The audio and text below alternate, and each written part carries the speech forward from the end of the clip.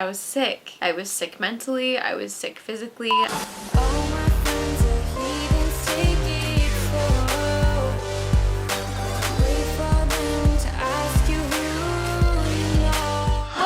Hey, I'm Kelsey Edwards. I am so excited to have you here with me today. Today we're going to talk about something that is a little tricky. It's kind of a tough subject. As you can guess by the title of this video, we're going to talk all about eating disorders and my eating disorder battle, if you will. How I overcame that and how I hope that I can help you do the same. Because eating disorders are brutal, man. They are brutal. I just want to do a quick little shout out. This is called a UB loop. It literally makes my life so easy. It works as a stand. Like I can hold my phone with one finger, flip it around. Plus it's like really fun and really entertaining. You can make it flat so that it sits flat when you put your phone down. It can be bigger, it can be tinier. Plus it comes in all sorts of really cute colors that can match your phone. It is literally the best thing ever. So if you want to get your very own UB loop, check the link in the description. Promise it'll be the best decision you've ever made. The other awesome thing about UB loop is that 50% of every purchase of one of these goes to help a non-profit organization that helps orphanages in Haiti. If you want to make a difference and you want to make your life a lot easier, then go check out a UB loop. I'll be totally honest, this is a hard thing for me to talk about. I have not always been very open about the fact that I had an eating disorder for quite a long time. About 4 to 5 years I struggled with my eating disorder. It was really bad for about 3 years, and then I spent the last year or two in kind of like recovery mode, which was also hard for other reasons. I used to feel so much shame about my eating disorder and so much embarrassment and disappointment in myself, and I worried that others would view me that way too. And so for a long time I just kept it super tight and I never admitted it and I never talked about it. But the thing is I know that a surprising amount of girls also struggle with this, and if my openness and my honesty with you can help you avoid some of the same problems that I went through with an eating disorder, then it's worth it to talk about it. Whoever you are, whoever's watching this, I hope this helps you. I'm feeling nervous, so if you've struggled with the same thing, leave me a comment and let me know that I'm not alone, because you're not alone, and that's why I'm making this video, is to hopefully help us all know that we're not alone. Enough with the chit chat. Let's get on to the story. I struggled with anorexia when I was about 13, and it started when I was like 10 or 11. I was kind of chubby as a child. I was not fat or overweight, but I mean I had a little bit of extra tub on me. I have some really strong memories of moments as a child where people would, you know, make fun of me because I was fat, tease me or call me names. I have memories of people telling me I shouldn't eat certain things, telling me I shouldn't wear certain things, and they just kind of drilled in me and stuck with me. And people said things to me when I was 10 or 11, and now I'm 24, 13, 14 years later, and I can still remember it as if it was yesterday. So you never know who you're impacting or how you're impacting them. My advice would be to always just love, just build up. You don't need to tear anybody down. You don't need to tell anybody that they're fat or that they're overweight or that they shouldn't be eating something or they shouldn't be wearing something, because you have no idea how that's going to impact them later. So all that to say, I kind of picked up on the fact that I, needed to lose some weight, and what started out as a fairly healthy, ambitious goal quickly spiraled into something that was very much outside of my control. And it went from being healthy and manageable to being very, very unhealthy and obsessive and life-threatening, to be totally honest. I dropped weight very quickly. I was at a very, very low weight, and I'm not going to say numbers or anything because I think that can be triggering to someone who's struggling with an eating disorder, but just know that I was at a very unhealthy weight that was far below the weight that I should have been at for my age and height. It was no longer about being healthy, but it was about how little I could eat that day or how low I could get the number on the scale. I never ended up being hospitalized, thank goodness, but I was very, very, very, very close to it, and frankly, I probably should have been, because I had a severe problem. Just remember the way I looked. I had these like deep dark circles under my eyes always, and my skin was yellow, just super yellow, and it was just like stretched across my bones. I remember I was always freezing cold because I didn't have enough body fat to keep me warm. I bruised easily because I was so bony, and I was always getting hurt, and there was no padding, so just literally skin and bones. My nails were super brittle, just like flaking in layers and stuff like that, and my hair was always falling out. I had like clumps of hair that would come out. Those are very common side effects of someone who is anorexic, and I had every single one of them, and it was bad. Like I look back at pictures of myself from that time and I don't even recognize myself. Sorry, this is hard to talk about. It's hard to think that I let myself get to that point, but people don't always understand the mental game and the mental challenge that comes along with an eating disorder. It's so much in your head. I had very, very strict calorie limit. I didn't let myself go over a certain number, which again, I'm not going to say that number because I don't want to trigger anything for anybody, but it was well below the intake that I should have been having. I had mirror checks, or I'd look at myself in the mirror every day. If I had gained weight or if I looked heavier or whatever, then I had to restrict even more and starve myself even more. It was just a brutal, vicious cycle that I was caught in for years. I thought that I was doing a great job at disguising it. I thought that nobody knew, which is so silly because looking back at that time, it's so obvious. How could you not have known? I mean, all you had to do was look at me and see that I was not doing good. I was sick. I was sick mentally, I was sick physically, and I was not in a good place. And all the little things that anorexics do to try to cover up that they're anorexic by, like, you know, cutting up their food really small, or chewing food and spitting it out, or hiding food, all of these things that are very typical behaviors, I did them all, and I thought that nobody knew, but thankfully my mom knew, and I resented her involvement in my life so much at that time. I could always tell when the conversation was coming up. I could always tell when she was about to bring up my weight or my eating habits or lack thereof. I would always get so angry, and it was the most uncomfortable confrontational discussion we could have. Looking back on it, like, I was so angry and I just wanted to be me, but I'm so grateful that she stayed involved and she didn't just let me destroy myself, because guys, that's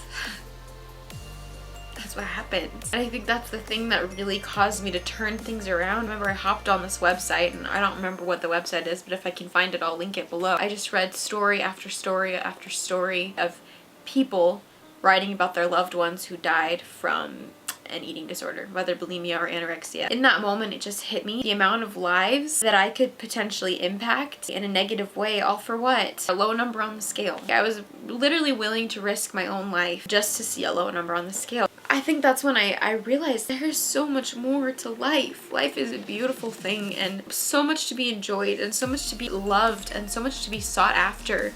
And I'm putting all of my value, and literally I'm putting my life on the line just to look a way that I see other people look. And I just realized how crazy that was and how sad it was. Just like I made up my mind that I was going to be so skinny that I almost killed myself by being anorexic. Thankfully, the switch flipped, and I made up my mind that I was going to get healthy and that I was going to be okay and not let this thing rule my life anymore. Maybe you're watching this because you have an eating disorder. Maybe you're watching this because you have struggled with one in the past, but please don't forget how beautiful life is and how much there is to be lived for. There's so much more to life than just having a low BMI and having a low body fat percentage and having a low weight. That is so far down on the list of important things.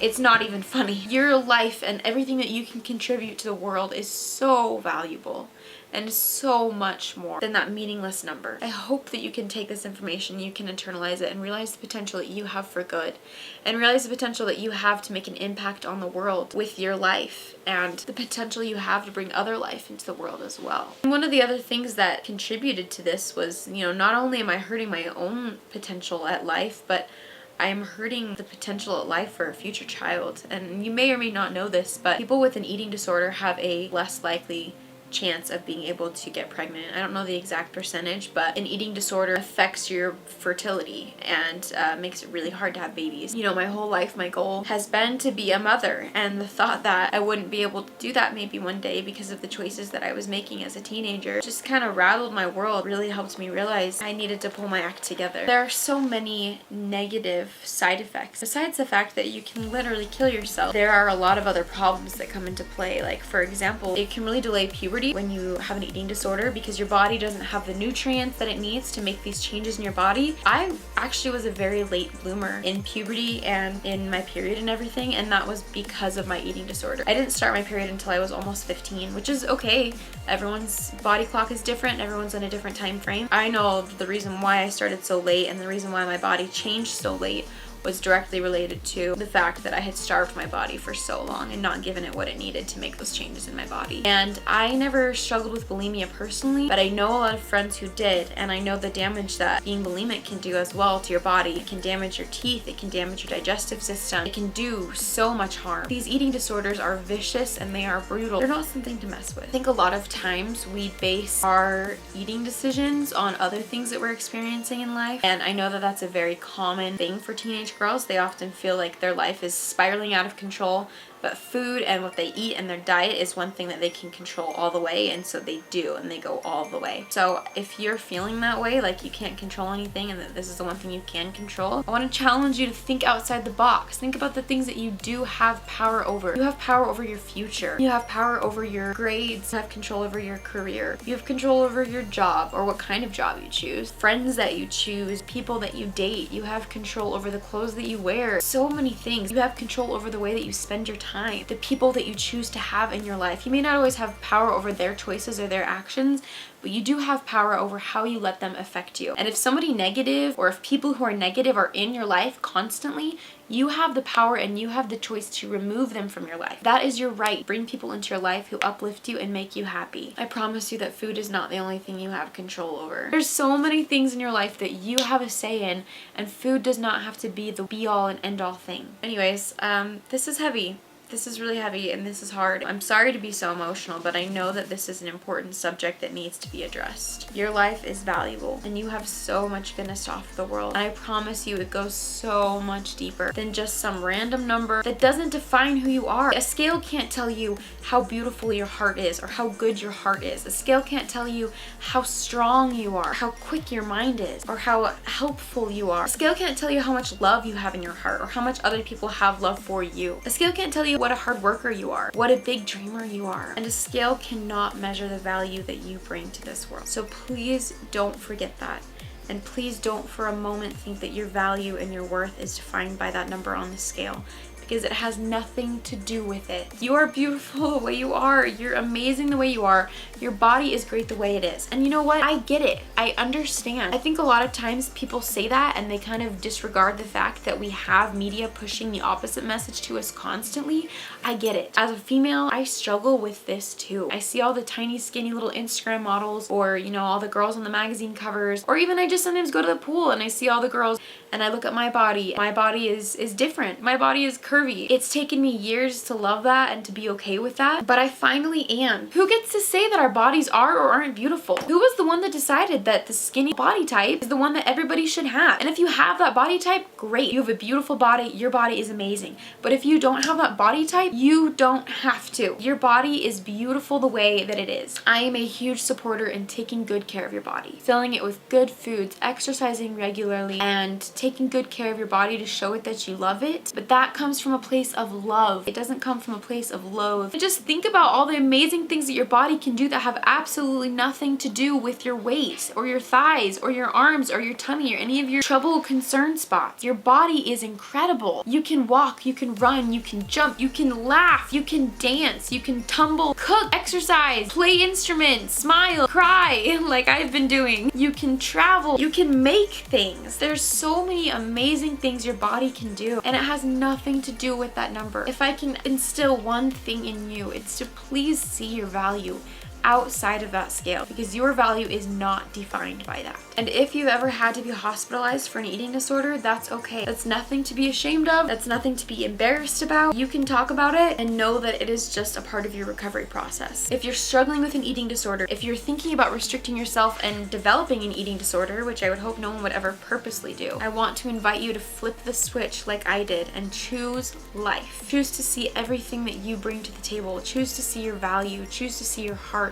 And choose to see all of the wonderful little things about you that cannot be measured by a scale and that cannot be defined by food or weight or eating. Choose life. Choose your life. Choose the life of your future posterity if that's a thing for you. And most of all, choose love, because loving your body is the single best thing I think you could ever do for it. Because if you love your body, then everything else falls in line. You won't be tempted to hurt it, but just fill it with good things and take care of it, whatever that means for you. Thank you so much for taking time to hang out with me and to listen to my story. I'm sure many of you have struggled with eating disorders as well. I'd love to know your thoughts on this in the comments. If you've had an eating disorder, or if you currently have an eating disorder, if you have a friend who struggled with an eating disorder, please let me know in the comments. Please feel free to share this video with that friend. And please remember that you are worth life and you're worth love, and your value is so much more than what you could ever see on a number on a scale. Please give this video a thumbs up if you found it helpful. If you want to see more advice, more talks like this, more tips, everything, then please hit the subscribe button. Please ring the bell. Leave a comment to let me know what else you'd like to see. I will be back soon with another video. Love you, sis. I'll see you later. Bye.